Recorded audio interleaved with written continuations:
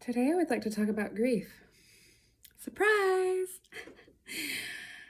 Grief. It can land so heavy in the body. It can land so heavy. Yet it is such a transformative gold, an alchemy, an unknown tapping in.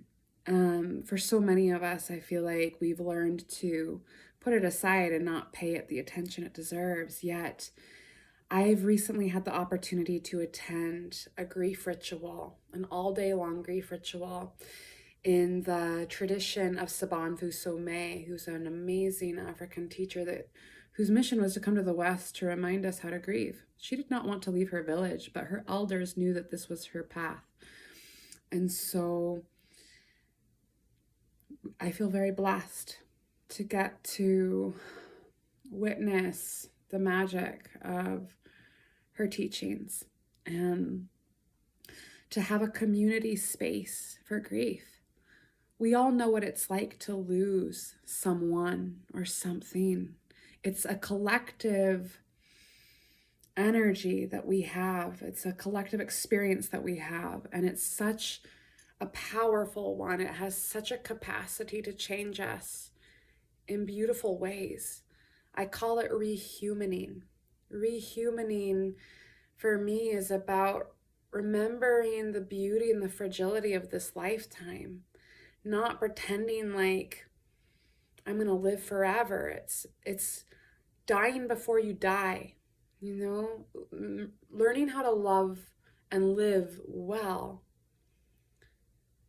and how to do this life in a way that brings you joy and well-being through acknowledging grief, through acknowledging the grief of the climate, the grief of lost relationships, the grief of parents getting sick and old, the grief of losing a beloved pet, and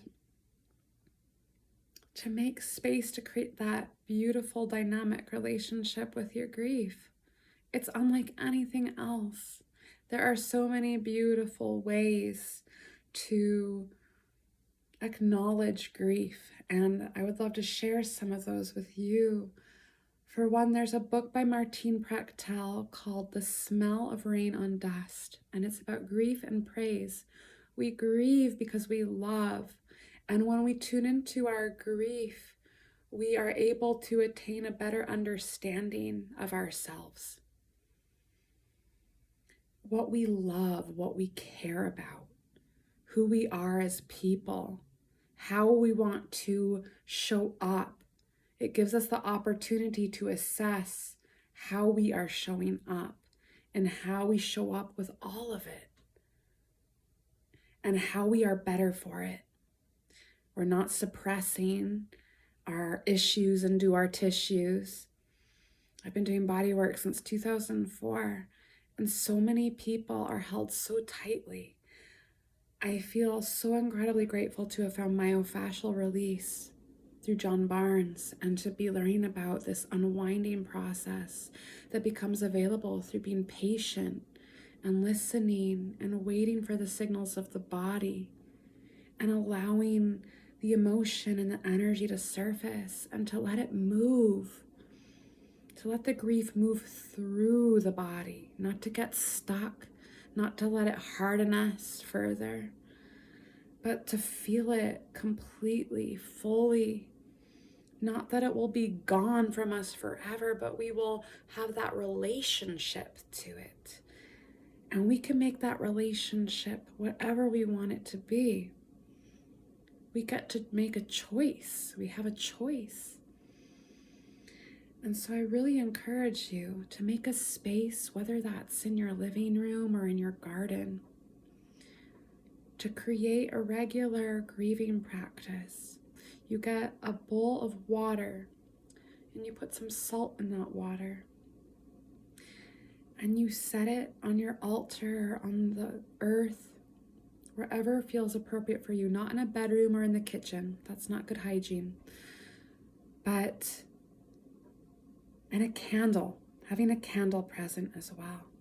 And then See what can show up by just dropping in and letting yourself feel. What is creating unnecessary suffering in you? What can you let go of? How can you release your steam vent a little bit so that you can bring more love into your heart, into your body, into your mind, into your soul? How can you find more peace by acknowledging the vast ocean of emotions that live within you? So much love. I wish you the best.